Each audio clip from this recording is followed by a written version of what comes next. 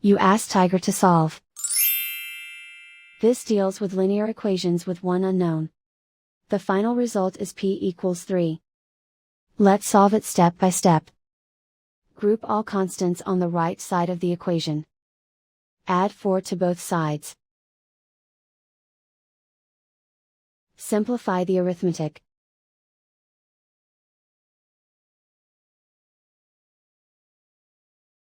Isolate the p. Divide both sides by 5. Simplify the fraction. Find the greatest common factor of the numerator and denominator. Factor out and cancel the greatest common factor. And so the final result is p equals 3.